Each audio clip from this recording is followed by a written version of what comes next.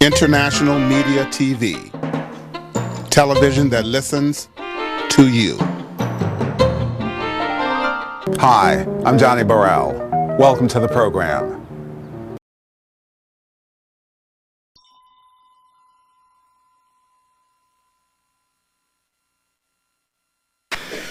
John Lewis is an inspiration to generations of us, and these books will help him to become an inspiration to generations more. Please help me welcome Congressman John Lewis.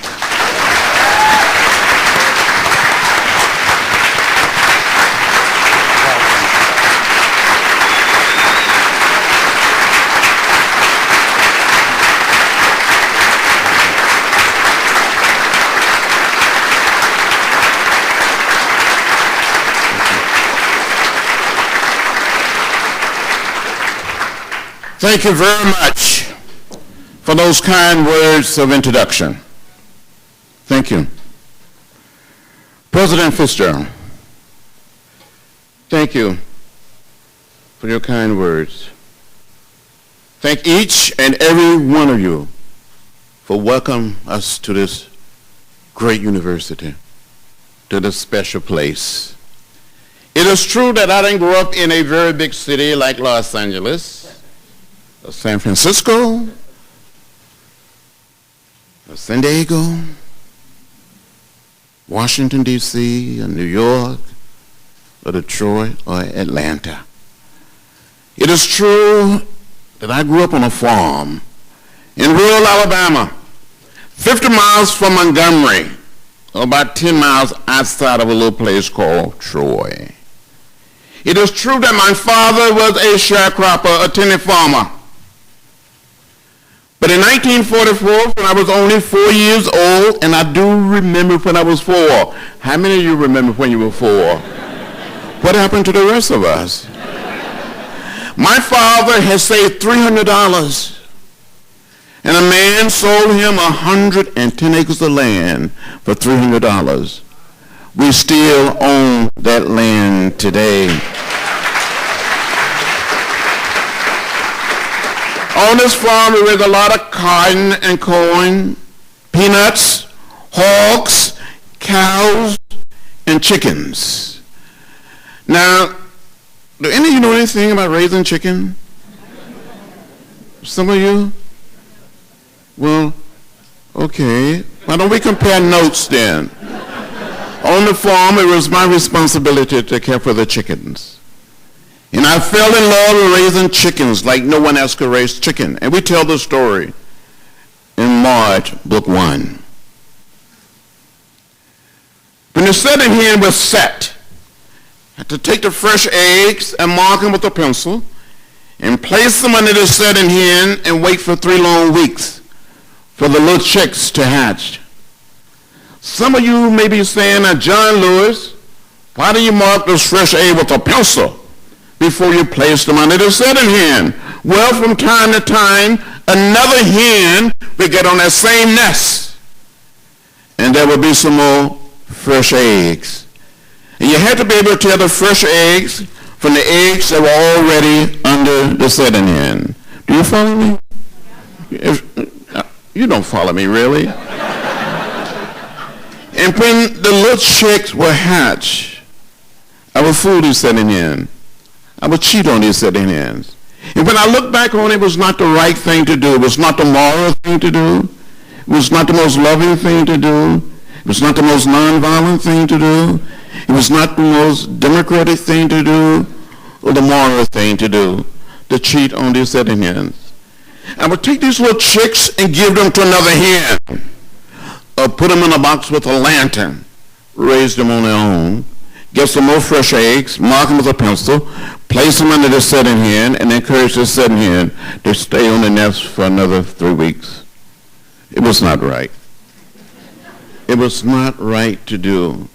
But I was never quite able to save $18.98 to order the most inexpensive hatcher or incubator from the Sizzle store. Now, some of you may not be old enough, all of the young people, all of the young children. You probably never seen a Sizzle Roebuck catalog. Some of you know about it? Not in California. It's a big book, heavy book. It's a thick book. Some people would call it the worst book. I wish I had this. I wish I had that. So I just kept on wishing. But as a little boy, about 8 or 9 years old, I wanted to be a minister. Father, I wanted to be a minister. So I would gather all of our chickens together in the chicken yard. And my brothers and sisters and cousins were lined outside of the chicken yard. But they would make up the audience and the congregation with the chickens. And I would start speaking or preaching. And when I look back on it, some of these chickens would bow their heads. Some of these chickens would shake their heads. They never quite said amen. But I'm convinced that some of those chickens that I preached to in the 40s and the 50s tended to listen to me much better than some of my colleagues listen to me today in the Congress.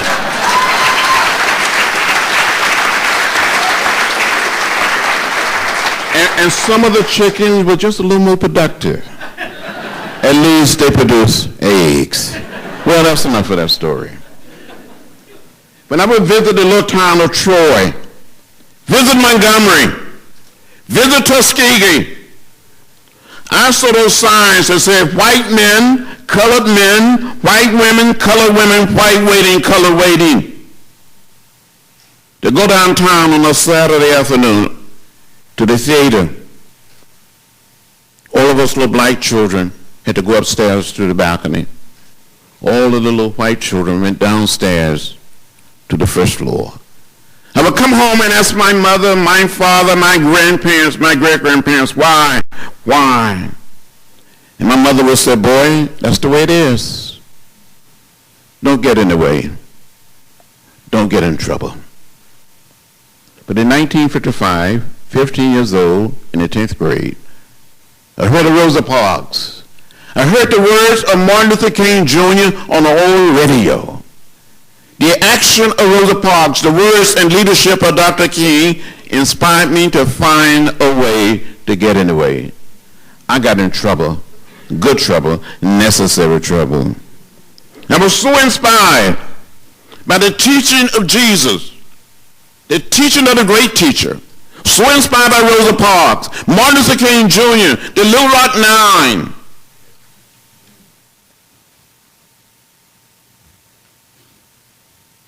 With some of my brothers and sisters in 1956, we went down to the public library, a little town of Troy, trying to get a library card, trying to check in some books. We were told by the librarian that the libraries were whites only and not for coloreds. I never went back to that public library until July 5th, 1998 for a book signing of my first book, Walking with the Wind.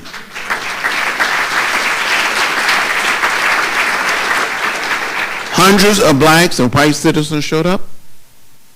Had a wonderful book signing. We had a wonderful reception, food, something to drink. At the end of the program, they gave me a library card. By this time, I'm in the Congress. It says something about the distance we've come and the progress we've made in laying down the burden of race. In 1957, we tell the story. 17 years old, I write a letter to Dr. Martin Luther King Jr. I wanted to attend this little college, only 2 miles from my home, called Troy State College, now known as Troy University. Submitted my application, my high school transcript, never heard a word. So I sent a letter to Dr. King. He wrote me back and sent me a round-trip Greyhound bus ticket and invited me to come to Montgomery to meet with him. In the meantime, I've been accepted at a little college in Nashville, Tennessee. An uncle of mine gave me a $100 bill, more money than I ever had. Gave me a Foot Locker, one of these big upright trunks that have the, I guess you call them curtains, the drawers that you can open up and bring back together. I put everything that I own in that Foot Locker except those chickens and took a Greyhound bus to Nashville. And after being in Nashville for about 3 weeks, I told one of my teachers that I had been in contact with Dr. Martin Luther King Jr. And this teacher informed Dr. King that I was there. And Martin Luther King Jr. got back in touch and suggested when I was home for spring break to come and see him. So in March of 1958, by this time I'm 18 years old, I board a bus. I traveled from Troy to Montgomery. And a young lawyer who was also a minister by the name of Fred Gray, who had been a lawyer for Rosa Parks and for Dr. King and the Montgomery movement, became our lawyer during the Freedom Rides and the march from Selma to Montgomery, met me and drove me to the First Baptist Church in downtown Montgomery, passed by one of Dr. King's friends and one of the leaders of the Montgomery bus boycott, the Reverend Ralph Abernathy, and ushered me into the church. I saw Martin Luther King Jr. and Reverend Ralph Abernathy standing behind a desk. I was so scared, I didn't know what to say or what to do. And Dr. King said, "Are you John Lewis? Are you the boy from Troy?" And I said, "Dr. King, I am John Robert Lewis." I gave my whole name, and he started calling me the boy from Troy. I continued to study in Nashville, and it was in the city of Nashville, under the influence of a young Methodist minister by the name of James Lawson, who's now retired in Los Angeles, who taught us the way of peace, the way of love, the way of nonviolence. He taught us the life and story of Gandhi. He taught us about Thoreau and civil disobedience. And it was there that we prepared black and white high school students and college students to sit in. We'd be sitting down in an orderly, peaceful, nonviolent fashion at a lunch counter in a restaurant, waiting to be served, and someone would come up and spit on us, put lighted cigarettes out in our hair or down our backs, pull us off the lunch counter stool. And then we heard that if we continued to sit in, we would be arrested and be taken to jail. I wanted to be, I guess, fresh. Some students used to say, a sharp, a clean. And I wanted a new suit if I were going to go to jail. I had very little money. So I went to a used men's store in downtown Nashville and bought a suit, and a vest came with it, a used suit. I paid $5 for it. If I still had that suit today, I probably could sell it on eBay for a lot of money. The first time I got arrested, I felt free. I felt liberated. I felt like I crossed over. So during the 60s, I was arrested 40 times. And since being in the Congress, I've been arrested 5 more times. And I'm probably going to get arrested again for something. Because my philosophy is very simple. If you see something that is not right, not fair, not just, you have a moral obligation, a mission, and a mandate to stand up and do something. Speak up, speak out, or find a way to get in the way.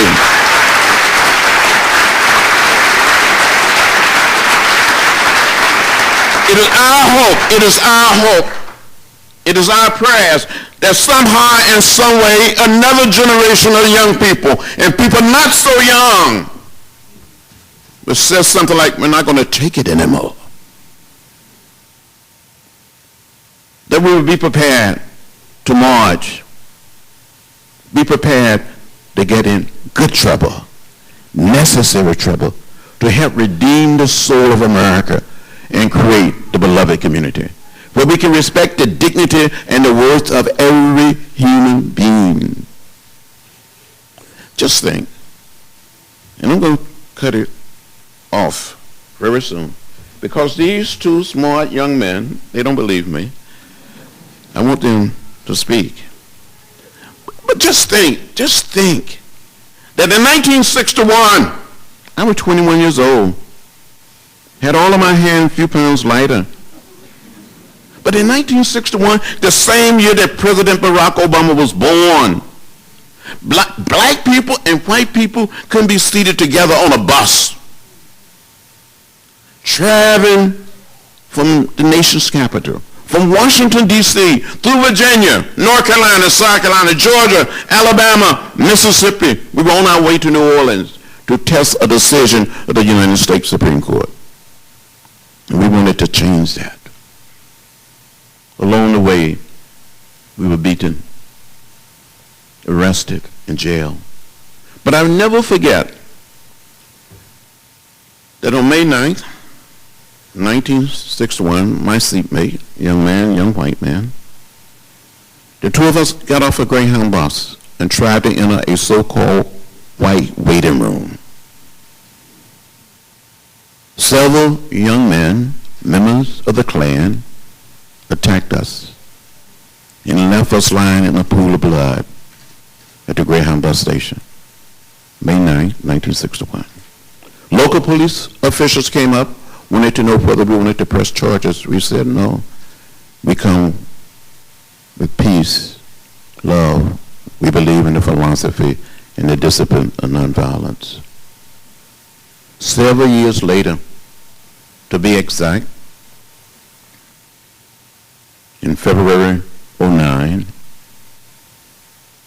two men came to my office, one in his 70s, one in his 40s.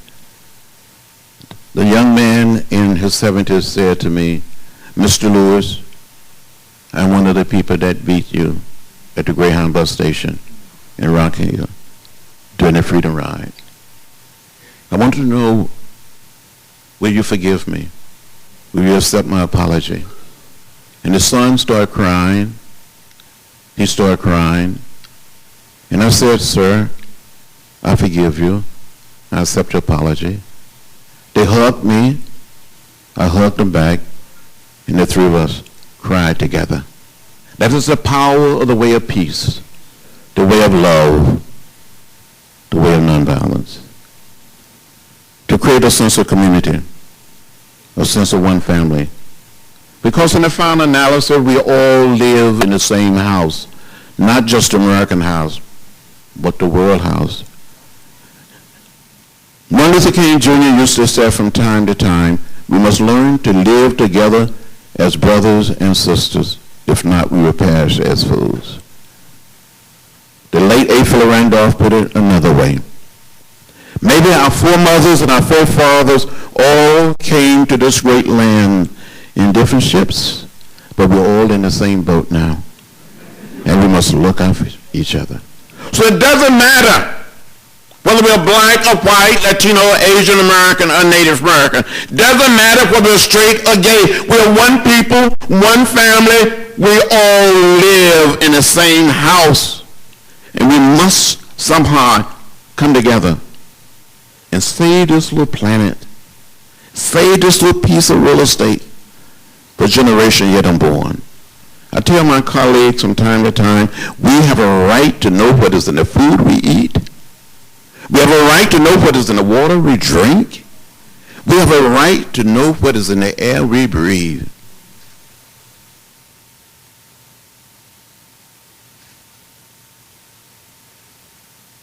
I thought, March 7, 1965, 51 years ago,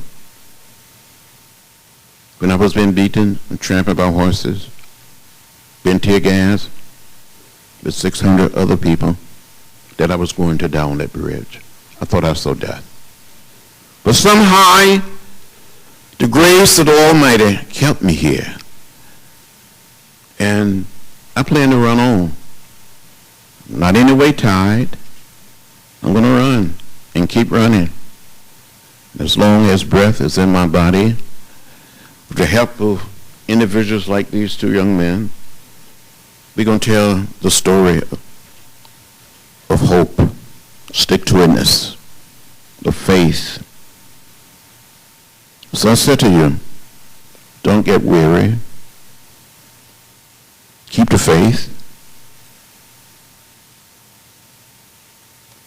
And never hate, for hate is too heavy a burden to bear. The way of love is a much better way. We can create the beloved community. We can redeem the soul of America And if we get it right here in America, maybe we can serve as a model for the rest of the world. Thank you very much. Read March. Book 1, Book 2, Book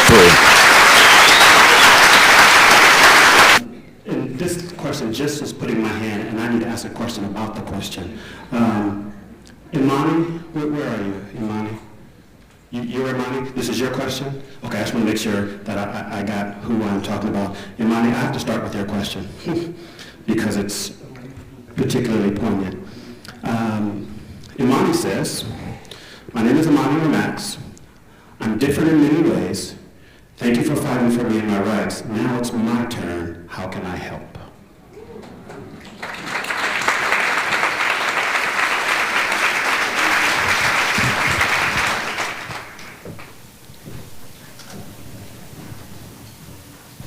Thank you. Thank you for your question. You heard me say when I was a young boy, when I was can you hear me? When I was young, your age, I saw things I didn't like. And I kept saying, why? Why this? Why? My mother would say to me, boy, let us grown folks talk. Don't be asking questions like that. But I kept on asking, why? Why this? Why that? And I wanted to do something about it. But I was deeply inspired and moved by reading about Martin Luther King Jr., reading about Rosa Parks, the Little Rock Nine that wanted to desegregate a high school in Little Rock, Arkansas. And when I got a chance to do something, I did it. So, as I tried to say earlier tonight, when you see something that is not right, say something, do something. Use social media. If you don't think the president is doing what is right, write him a letter. The president reads so many letters every week, and his staff look at all of the letters. Write your congressperson and say, do something. Do something about gun violence. Do something about seeing that all of our children get an education or have health care. Do something about saving the environment. So just, when you feel it, you've been inspired to do something, just do it. But do it in an orderly, peaceful, non-violent fashion. And sometimes, Nate, you have to catch people off guard. Spontaneity, surprise. People shocked. They're sitting in, they're sitting down. When we took seats on the House floor, people didn't know what to do or what to say. They didn't expect. Members of Congress just sitting. So, Congressman, if I may, stay right there on that, on not just that moment, but in terms of, the moment that we decide we're going to take action, and stirring in many of us in that moment are many issues, including fear, including a concern that there will be repercussions, right? How did you come to manage your fears and, in the face of anger, not respond angrily and live in that space of way of love, way of peace, way of nonviolence? Well, I had what I call an executive session with myself. It's like you can have that feeling, but just don't talk back to yourself. And I said, I'm not going to become bitter. I'm not going to become afraid. And something may happen to me, but it's okay. I may get arrested, in jail. I may be beaten. I may be left bloody, but I'm not afraid. Music played a major role in the movement. I've said on occasion, without music, the civil rights movement would have been like a bird without wings. It created this sense of solidarity.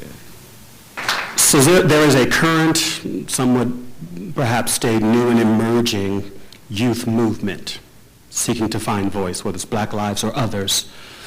What was it unique about it then, and what's unique about now, the youth voice in movements? As I suggested or stated before going on any sit-in, of the Freedom Rides, or any march, we prepared ourselves. When I was a student in Nashville, a college student, we studied for almost an entire school year. We had role playing, we had social drama, and we accepted the way of peace, the way of love, the way of nonviolence, as a way of life, as a way of living. That was some young people saying, you know, I cannot do it. I'm a member of the football team. I'm a big guy. I can't take it. I'm not going to let someone spit on me. But sometimes you have to become so disciplined for the sake of the movement itself. You become like a team. You become like a family, brothers and sisters. Today, I said to young people in the new movement, Black Lives Matter, some other groups, I said, study. Read the do's and don'ts in March.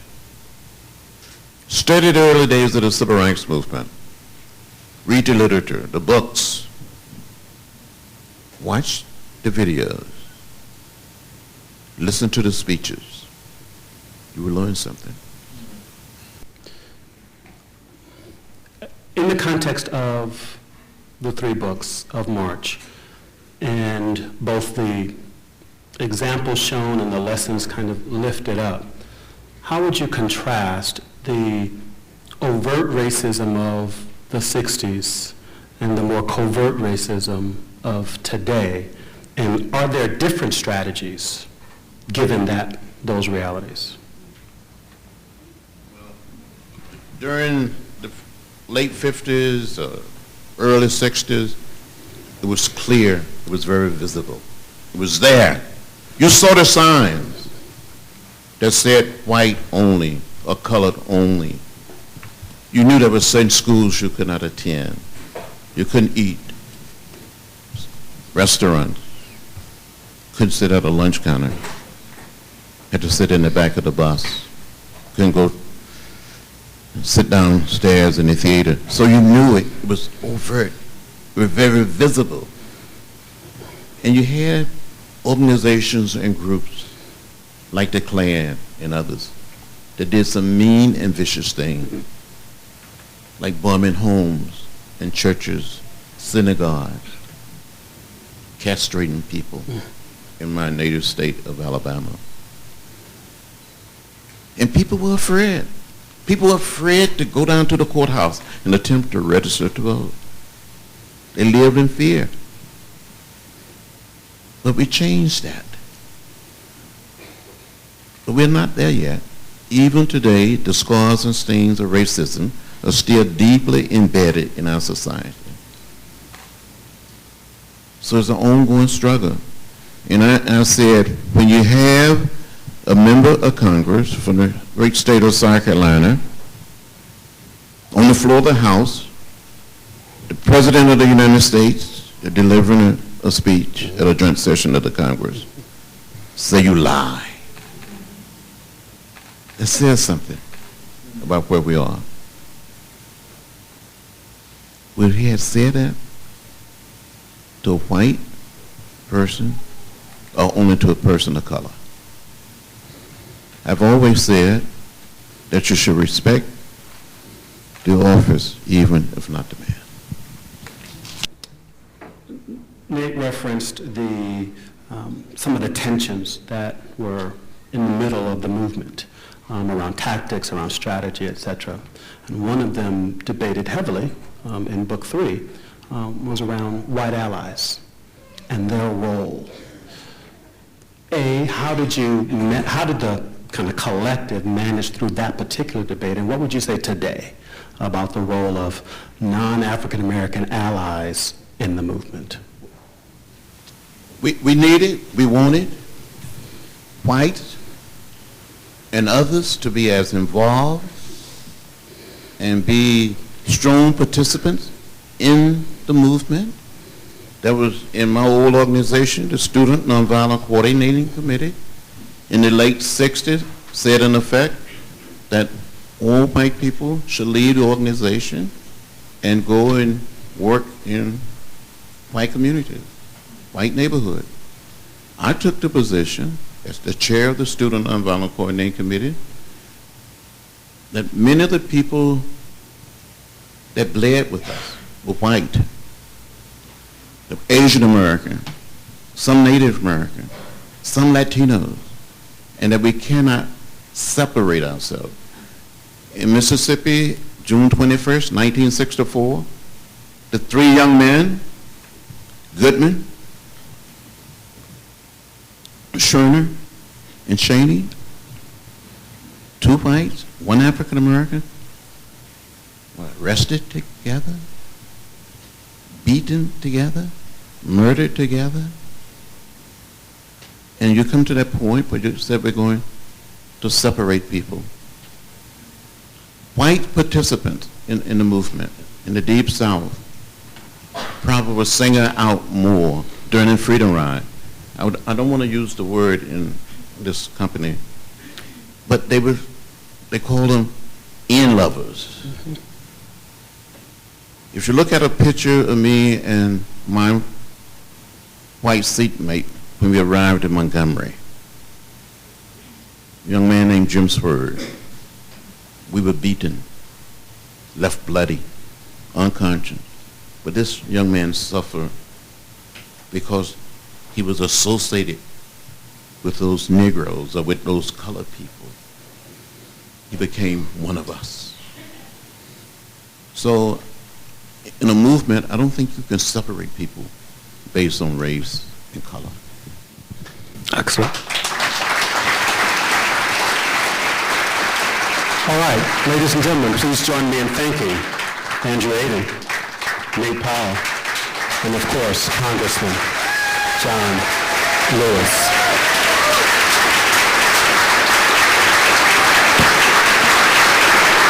You mentioned social media in your speech.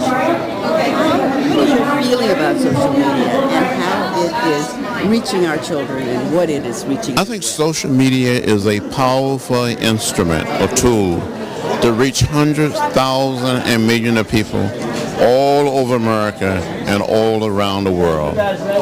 If we had had social media during the 60s, during the sit-ins, the freedom rides, the marches, we probably would be much farther ahead as a nation and as a people. Do you think that African Americans know enough about the internet to fight back? I mean, there was a drive by Jesse Jackson to do something about coding and all of that. Well, is this the time for that? This is the time to see that more African American and other minorities is aware of the power of the internet. And we must do everything that we can to end discrimination when it comes to the internet. Thank you. Thank you. Hi, I'm Dr. Mary Wardell, and I work at the University of San Francisco. I oversee all the diversity and community engagement work, and really excited about bringing Congressman John Lewis here today. So was this an effort on your part, the university's part, the student demand, times what? No, it was Cheryl Evans Davis who was the one who had said, Mary, I'm going to be bringing Congressman John Lewis to San Francisco. When I do, will you collaborate? And I said, absolutely. And so it was with her leadership and foresight and vision, and then me bringing in the University of San Francisco. I said, you have USF as a partner in this because he represents everything that the university stands for in our mission for equity and social justice. Okay, so how do we use these graphic books or these comic books to change the habits? Well, the good news is that we're already seeing leadership come out of San Francisco. Specifically, our now outgoing superintendent of schools, Richard Carranza, has made sure, and the Board of Education, San Francisco Board of Education, has made sure that the San Francisco Unified School District, every school will be utilizing this in the social studies curriculum. And so San Francisco was already showing leadership and how these graphic novels could be a way to communicate these ideals of justice to younger generations, and also to tell the story of the civil rights in ways that I think has not been told before, to do it visually appealing, but also be able to connect with the very real social struggles that happened during that time in a way that is developmentally appropriate, but doesn't water down the story. And I think that that's what John Lewis and his collaborators, Andrew Iden, as well as Nate, the wonderful illustrator, have been able to do, to tell a new generation a story that is an American story. Thank you so much. Oh, thank you. What is your organization? So I run Collective Impact. It's a program in the Western Addition based out of Ella Hill Hutch Community Center. You are here listening to an icon talk about using comic books to teach history. How do you feel about that? Do you think that this is a new era, the time has really come for that?